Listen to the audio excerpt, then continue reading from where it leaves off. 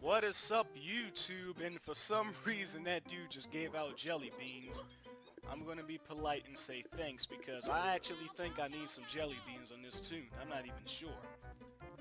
This video might just be the best time capsule we have of the ToonTown community during the early 2010s.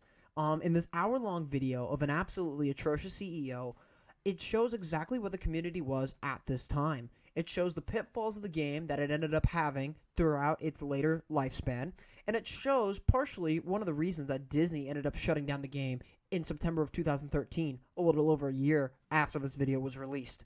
We're going to be going in depth into some of the other elements of the community that were happening during this time, a little bit before and a little bit after, to kind of paint a picture of where the game has gone and how it's progressed thus far. And this is the story of the CEO gone wrong.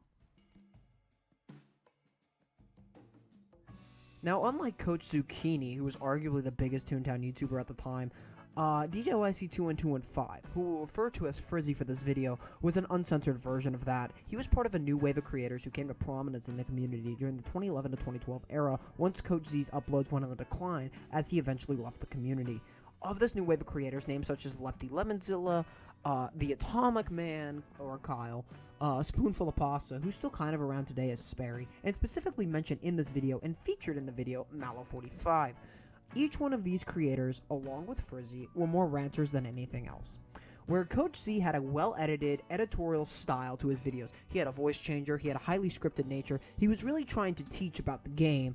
These new creators were more ranters.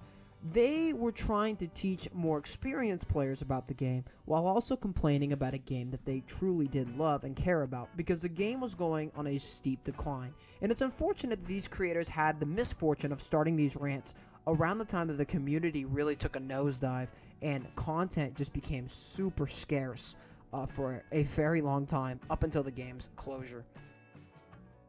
And it's hard to say when everything really truly started to die for Disney's version of ToonTown Online. Some might say it was after the release of Boss Fight HQ in 2008, as that was the last challenge for experienced players. Some argued it was dead on arrival after the project was massively scaled back from its pre-development days. However, we didn't really know this in 2012, so this is more of a hindsight point. Others argue that it happened during the 2009 to 2010 years, where the only major updates were Speed Chat Plus, a feature that let you type out your own phrases, and the Silly Meter, which might have been one of the most useless additions to the game, as it was only managed to annoy people and make fire hydrants dance. And amidst all the anger with the game that was going on during this time, these new creators were really influential in amping up the community's frustrations tenfold. Because prior to this group, frustrations would be hashed out on sites like the ToonTown Central forums. Not even in game was it really felt for a long time, because as previously stated, Speed Chat Plus was not added until 2009. And prior to that, the only way you could chat with people openly was by a true friend code. Without that, it was all generic speed chat phrases and you stinks galore. And while the combat in the game was never admittedly very good, the crop of YouTubers that began to spread out during the game's final years did not help anything. While Coach Zucchini may have began his videos trying to instruct players on the differences between good and bad gameplay, pioneering the community that we have today, it mostly fell on deaf ears as he had some opinions about the game that weren't very popular with the community, such as this. Can you show us how to solo a 5-story building? And can you show us how to solo the coin mint? And can you show us how to solo the VP? I'm going to answer all three at once. No. N-O, no. To do any of those requires, mind you, the use of level 7 gags, SOS cards, unites, and or fires. The last three require you to defeat a boss to get. And when it often takes 8 tunes to defeat one of these bosses, why would I recommend you use these rewards on so selfish a quest as to solo a 5-story building, a mint, or a boss fight? Yes, I said selfish. Please, tunes, don't. Do not, please, for the love of all that is holy, do not take trap if you do not already have lure. If you do, I will sick that peanut pickle pop on you. And nobody wants that. And whether or not you agree or disagree with his points, the community's reaction to his points was less than stellar about soloing bosses being selfish. But to his credit, he stuck to his guns, and you gotta respect that. And like Coach Z, where the ranters may have started their channels to attempt to help the community, the toxicity that ended up coming from them managed to just simply put the nail in the coffin for that. It's part of the game's history. Because what you have to understand, For those of you who are unaware or who were not really part of the community during that time, the community has never been good. It's always been toxic. And when you combine the endless amounts of drama that came from the community's YouTubers, specifically the ranters, Frizzy versus Atomic Man, the tunes getting banned like Lefty and Mallow45 for hacking and that sort of thing, and so much more crap that is just mind-bogglingly stupid that I'm not even going to bring up. You've created a scenario where the community and the community members start eating each other alive, and that's really what the downfall of the community during this time was. That's not even getting into how bad the gameplay was during this time. Coach G had preached forever about always having lure on every tune, don't train in boss battles, that sort of thing. And now for myself, I left lure off as a kid because I was doing the exact opposite of what Coach Zucchini did.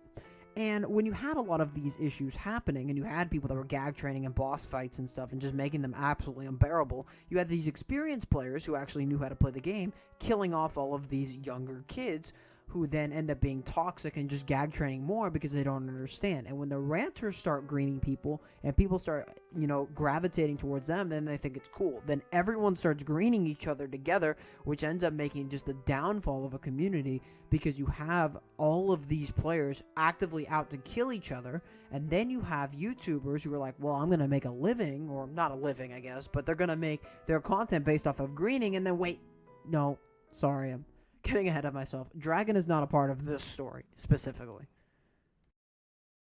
You get a cauldron of a dying community, bad gameplay, and people just fed up with everything going on within the game, you get a video that's released like this. ToonTown, a CEO gone bad. And in this hour-long video, it perfectly epitomizes how fed up everyone was with the game. How the Speed Chat Plus system was just entirely broken, because if you didn't have Speed Chat Plus, number one, no one would talk to you, and number two, because people didn't understand the Speed Chat phrases, the communication was just absolutely horrendous.